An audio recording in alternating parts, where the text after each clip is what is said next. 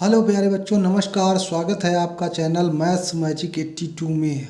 आज बड़ा ही हर्ष का विषय है आपके लिए कि ये वो वीडियो मैं शुरू करने जा रहा हूँ, वो श्रृंखला शुरू करने जा रहा हूँ कि अभी तक आपने कुछ भी अगर नहीं पढ़ा है गणित में, तो केवल ये वीडियो देख के जो मैं अब डालूँगा 2 महीने में आपको जो वीडियो मिलेंगे, आप उनको अगर पूरा पढ़ लेंगे तो निश्चित है आप पूरा पेपर हल करके आएंगे, ये मेरी गारंटी है।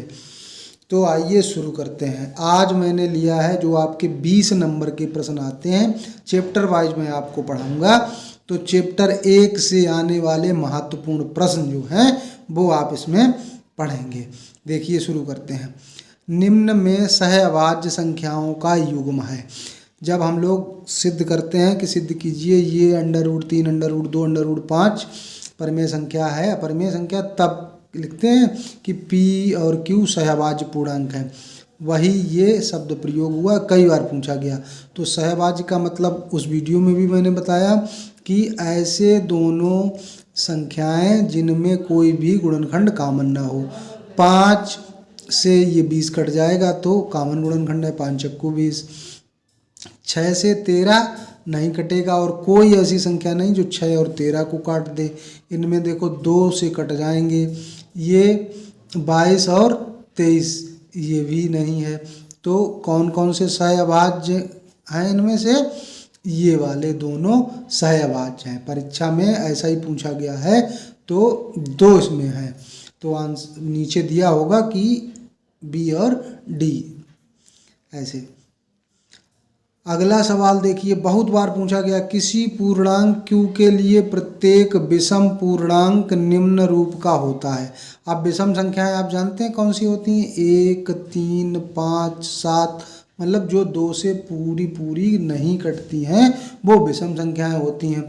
तो q तो विषम ही पूर्णांक है एक, वो तो सब भी हो सकता है, सम और विषम। अगर सम है तो उसमें 1 जोड़ देंगे तो विषम हो जाएगा, और विषम है तो सम हो जाएगा। ये तो 2 का गुणा तो सम हो जाएगा। अब सम में अगर 1 जोड़ेंगे तो निश्चित ही विषम प्राप्त होगा। तो अगर ये सवाल आता है तो 2q + 1 आपका आंसर होगा। यदि 2 संख्याओं का गुणनफल 540 तथा HCF 30, तो एलसीएम बताओ। तो ये आपने पढ़ा होगा कि HCF गुणे एलसीएम बराबर संख्याओं का गुणनफल, 2 संख्याओं का गुणनफल, ये सूत्र होता है, संख्याओं का गुणनफल। तो बस इसी में रख दीजिए। अगर एलसीएम ज्ञात करेंगे तो क्या हो जाएगा? संख्याओं का गुणनफल बटे HCF, और संख्याओं का गुणनफल आपको कितना दिया है? 540, HCF दिया है 30। 3 से 0 0 कट गया। 3 से कौंस पहाड़ा है जिसको 3 बार पढ़ा जाए तो 54 आ जाता है, तो 18 तिया 54 है, तो एलसीएम हो गया 18। इस तरह का सवाल भी बोर्ड परीक्षा में पूछा जा चुका है।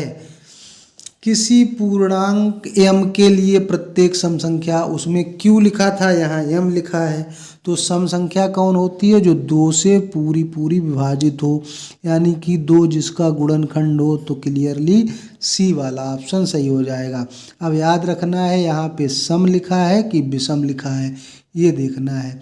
सम लिखा है तो 2m, विषम लिखा है तो इस तरह के 2m में 1 जोड़ दोगे तब होगा। 5वां सवाल देखिए, यदि 336 और 54 का HCF तब एलसीएम। अभी आपको बताया कि एलसीएम ऊपर बताया, एलसीएम बराबर क्या होता है? 2 संख्याओं का गुणनफल, 2 संख्याओं का गुणनफल बटे HCF। संख्याओं का गुणनफल, संख्याएं दी हैं आपको 336 और 54, और HCF कितना है? 6, तो 6 से काट दीजिए 6 नेमा 54 होता है, इतना तो पहाड़ा मालूम ही है। अब 9 का पहाड़ा पढ़ लीजिए। 9 छक्का 54 हासिल 5, 9 तिया 27 और 5 जोड़ेंगे तो 32 हासिल 3, 9 तिया 27 और 3 30, 3024। तो ये वाला ऑप्शन आपका सही है। छठा सवाल देखिए, बहुत इंपॉर्टेंट सवाल, ये सारे सवाल आपको कर डालने हैं, रट डालने हैं। 306 657 का एचसीएफ 9 दिया है, एलसीएम ज्ञात करना। फिर वही एलसीएम क्या है, यही बदल बदल के सवाल आता है, लिखने का तरीका अलग है केवल।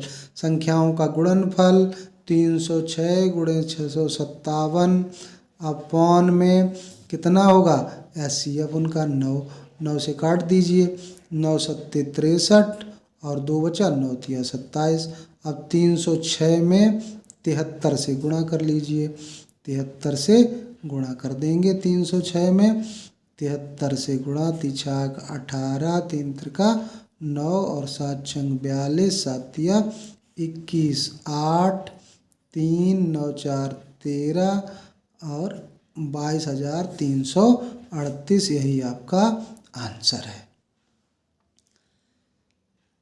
ये देखो 7वां सवाल कितनी बार पूछा गया है। 65 तथा 117 के एचसीएफ को 65m माइनस 117 के रूप में लिखा जा सकता है तो m का मान होगा।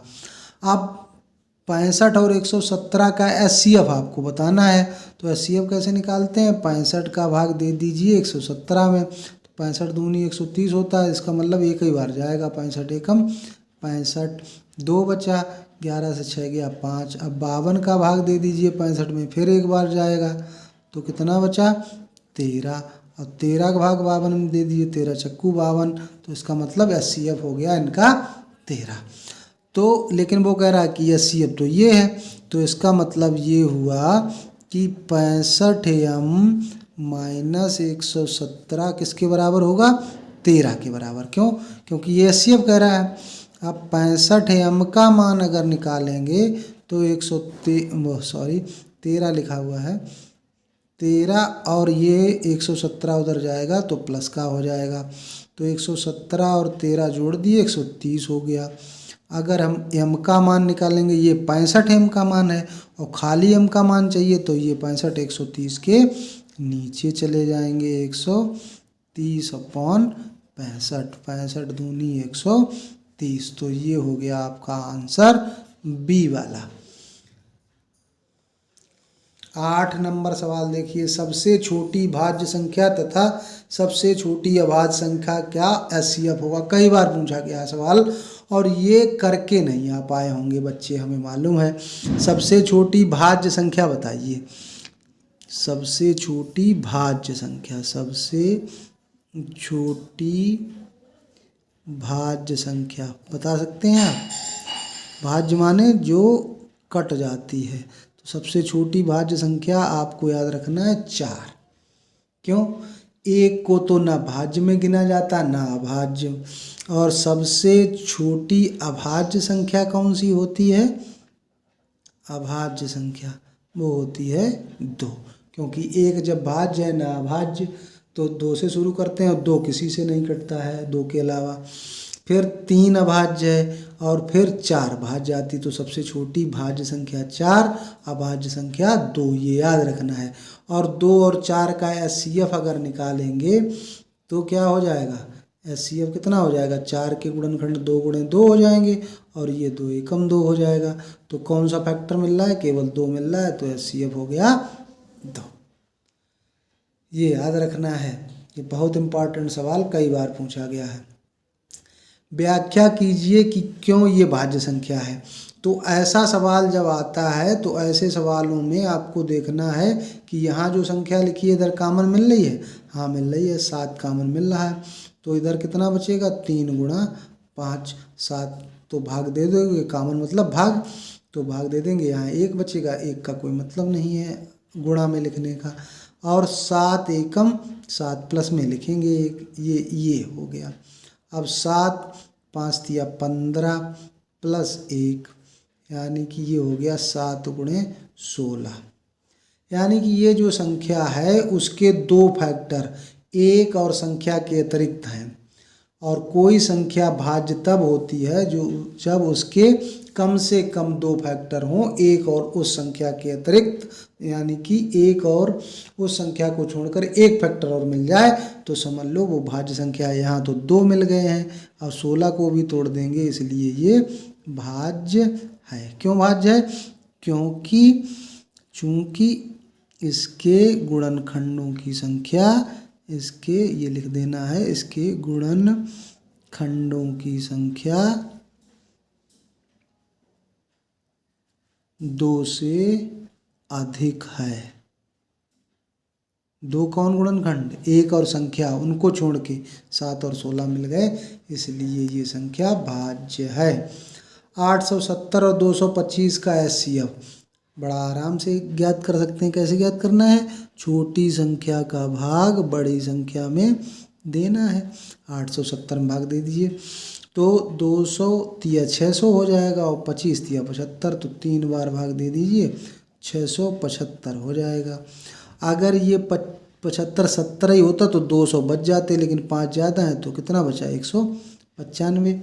अब 195 का भाग 225 में दे दीजिए, एक ही बार तो जाएगा 195, तो कितना बच गया? 30। अब 30 का भाग 195 में दीजिए, 6 18 होता है, 180 हो गया, बच गया 15। 15 का भाग 30 में दे दीजिए, 15 दूनी 30। जो संख्या काट दे वही संख्या होता है एचसीएफ है। ये आंसर हो गया आपका। अगला सवाल बिल्कुल सेम सवाल है, 135 और 225। फिर क्या करना? वही 135 का भाग दे दीजिए 225 में, 135 एकम 135 जीरो। अब 22 से 13 गया 9। अब 90 का भाग 135 में दे दीजिए, 90 एकम 90, बचा कितना? 45। अब 45 का भाग 90 में दे दीजिए, तो 45 दूना 90 होता है, तो 45 से कटा तो एचसीएफ कितना हुआ? 45। अब 3 संख्याओं का एलसीएम ज्ञात करना है। तो एलसीएम कैसे ज्ञात करते हैं? गुणनखंड विधि से ज्ञात कर सकते हैं। 28 28 कौन कौन से पहाड़े में आता है? 4 सत्ते 28 होता है, और 4 के फैक्टर होते 2 गुणा 2। अभाज्य गुणनखंड करेंगे। 44 आपको मालूम 11 चक्कू 44 होता है, यानी कि 2 गुणे 11। और 132 11 गुणे 12, यानी कि 2 दूनी 4 तिया 12 और गुणे 11, ये इसके फैक्टर हो गए। तो एलसीएम निकालना है तो पहले जो मिल रहे हैं ये फैक्टर तो हो गए 2 और 2 मिल रहा है दोनों बार। फिर जो नहीं मिल रहा है उसको भी लिखना है 3। 7 नहीं मिल रहा है, 11 2 बार है लेकिन एक ही बार लिखा जाएगा, एक कॉमन फैक्टर लिखा जाता है। गुणा कर लीजिए, 2 दूना 4, 4 तिया 12, 12 सत्ते 84। 84 का 11 में गुणा करेंगे, इसका जोड़ करना हमने आपको बताया हुआ है। क्या करेंगे? पहले वही संख्या लिख लेंगे, दोनों को जोड़ देंगे, 8 4 12 और फिर 8 1 9, वो हासिल हो गई, बस 924 इसका आंसर हो गया। 13 नंबर सवाल, बड़ी से बड़ी संख्या जिससे 70 तथा 125 को विभाजित करने पर शेष फल क्रमशः 5 तथा 8 बचे। ऐसा सवाल जब परीक्षा में आए तो आप तो डर जाते हो, लेकिन डरना थोड़ी है। 5 शेष बचता है उसको भाग देने पर, यानी कि 5 अगर ना होते तो वो कट जाती।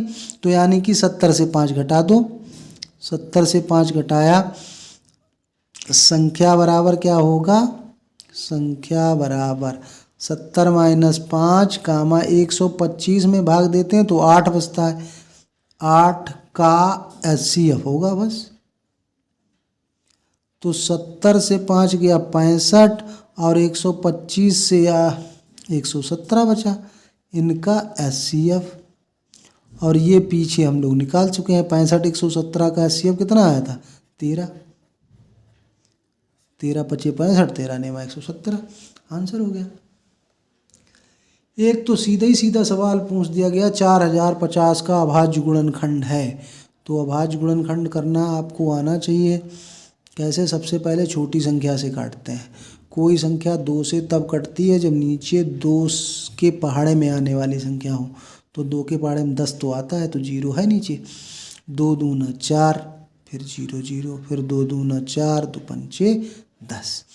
अब देखेंगे 3 से कटती है, 5 2 7 2 9। अगर योग कटता है तो वो संख्या 3 से कटेगी। 3 18, बचा 2, 3 7 21, 3 15। अब 3 से फिर कटेगी कि नहीं कटेगी? 7 5 12 6 18 है योग, तो 3 से कटेगी। 3 दूनी 6, 3 दूनी 6, 3 15। 5 2 7 2 9, फिर 3 से कटेगी। 3 7 21, 3 15। अब 75 आ गई हमारी, तो ये भी 3 से कटेगी। आपको पता है 25 तिया 75 होता है। अब 25 5 से कटेगा, 5 25 और 5 एकम 5। तो 2 एक बार आया, 3 कितनी बार आया? 1 2 3 4 बार। तो 2 एक बार, 3 4 बार और 5 2 बार। तो ये वाला देखो 2, फिर 3 4 बार और 5 2 बार। सी आंसर सही है। तो बस चैप्टर 1 से आपको 1 नंबर वाले इतने ही प्रश्न तैयार करने, इनसे ही आपको प्रश्न मिल जाएंगे। अब मैं अगले वीडियो में इससे आने वाले जो 2 नंबर और 4 नंबर के सवाल हैं वो डाल दूंगा। बस एक चैप्टर आपका तैयार हो गया। धन्यवाद।